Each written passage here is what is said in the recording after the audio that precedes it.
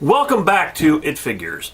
Now, this next video I needed to jump in here and explain it a little bit because I kind of recorded it like 3, 4, or 5 months ago, something like that. And I didn't really give any sort of explanation of what it was when I filmed it. And the video is kind of weird if you just watch it on its own, so I'm just going to explain it here for a few minutes to let you know what you're about to watch. Now, as an action figure collector, one of the important things to me is shelving. I have lots of shelves in this house to display all my figures on. Now, originally when I bought this house a long time ago, I went to Lowe's and just got this cheap wood, spray painted it black, put up some metal brackets and just threw them on the wall to put all my stuff on. And it's been that way for a long time. So recently, Ikea just opened up here in St. Louis about, I don't know, a year or so ago. And I went there and they had these floating shelves and I just fell in love with these things. They're like so cool and they're amazing to display your figures on. Now I have quite a few over here and the video I actually filmed for you guys was me putting up some red shelves for my horror figures that I own. I figured it'd be kind of cool to have all red shelves for, you know, the Freddy and Jason and Hellraiser and all that stuff that I have. But they do have different colored shelves at Ikea. They do have the black, they have the red, and they have the wood, the light wood color, which I actually just bought last week, and that's upstairs now in the living room that I'm putting all my big Lego sets on, and they look great on there. So if you're an action figure collector, or you're just interested in how a floating shelf works, I made this video for you. So here you go. Here's how to install a floating shelf for your action figures or whatever else you might want to put on it.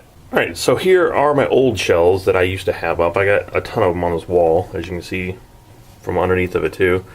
And these were just basically boards I bought at Lowe's, and I painted them black and put some brackets on there. And they've been up on this wall for about 15 years now.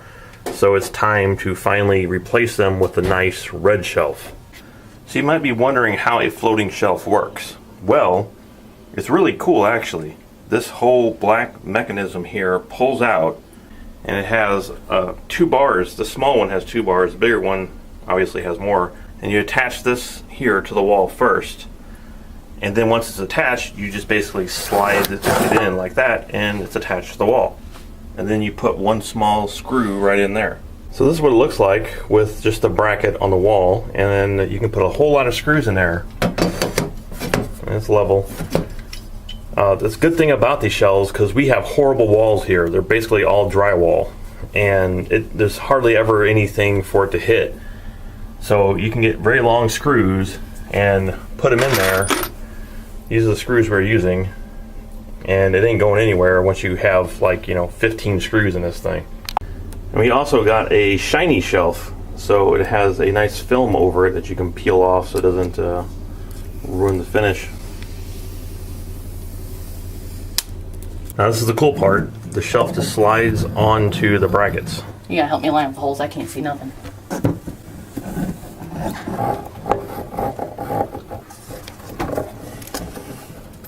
Yep, just slides on with ease. It's like magic. That's how it slides. It's amazing. Oh, there we go. Right. Got it. Now this is the best part. The shelf just slides onto the graphics. Graphics. Let's take 3. This is the best. What part is this, Dave? All right, this is the best part here. The shelf just. Okay.